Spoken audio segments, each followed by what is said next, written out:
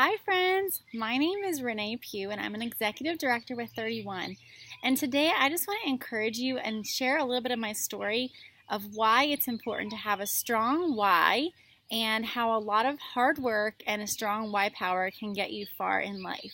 So first of all, I am a consultant for 6 years. Just 6 years ago, I was sitting right in your shoes as a brand new consultant, nervous, afraid of the no, afraid of asking people to host parties for me. And I was brand new, so I really didn't know what I was doing. But I knew that I had a great why and the reason why I started 31. That first why was to be able to quit my full-time job and become a stay-at-home mom with my kiddos. I'm so thankful to say that 2 years into my journey, I was able to achieve that first why of being able to quit my full-time job. After that, of course, you know, every year we go to conference. If you haven't been to conference before, I'm definitely going to encourage you to join us at conference this July. Make sure you sign up and plan to attend because it is an amazing experience. Not only do you get celebrated, do you get encouraged, do you get lots of training and girl time and sister time with your team, but you really allow yourself to be stretched. You set new goals. And one of those goals I set for myself was 4 years ago. We get these amazing ribbons every year at conference. They're so fun to have your celebrations and your achievements, but we always are encouraged to fill out a ribbon with our why, and this year we were encouraged to fill one out with a big goal that we had in mind. So it's backwards on my video here, but you can see that two of them have handwriting on, and my why continues to be a stay-at-home mom with my two kiddos, but my big goal, my big scary goal for that year was to be able to purchase a truck for my hot. My husband is one of my biggest supporters, and I wanted to be able to bless him in that way because we've been a family with a one-car family for a couple years now.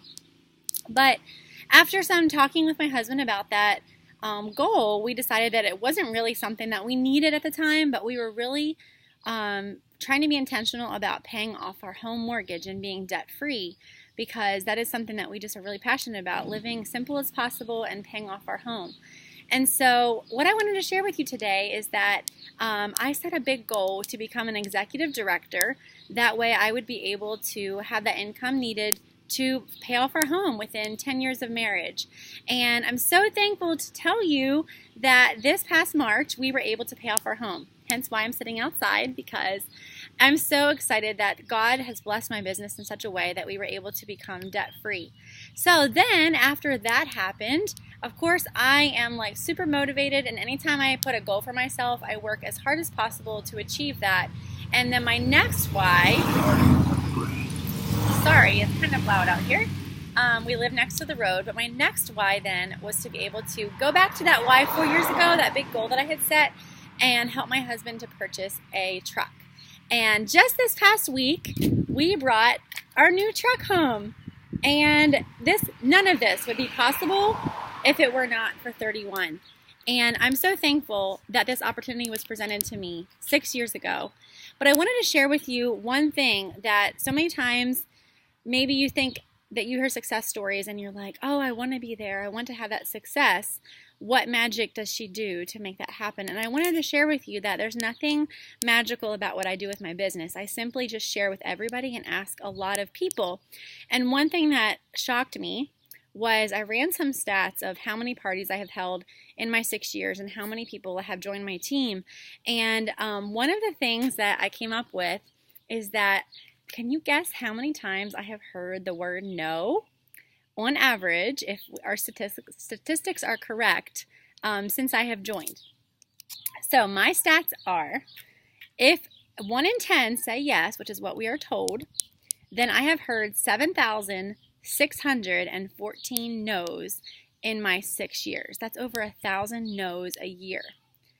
That's incredible because whenever you get to the point where you can push through that no and continue asking, continue offering, that is where you become successful. There's no magic in it. It's simply just putting it out there, offering it for everyone to see, and also making sure that your why is strong enough and big enough to allow you to dream big. So I'm going to give you permission today to dream big, set some big goals for yourself. It does take time, Every single month I got paid, and I put that paycheck aside for that home mortgage. Was not really fun. I didn't get to buy a lot of fun things with it a lot of times, but now that we are in the place that we are 6 years later, I'm so thankful that I was committed and dedicated to that. So dream big, and I hope to see you at conference this July.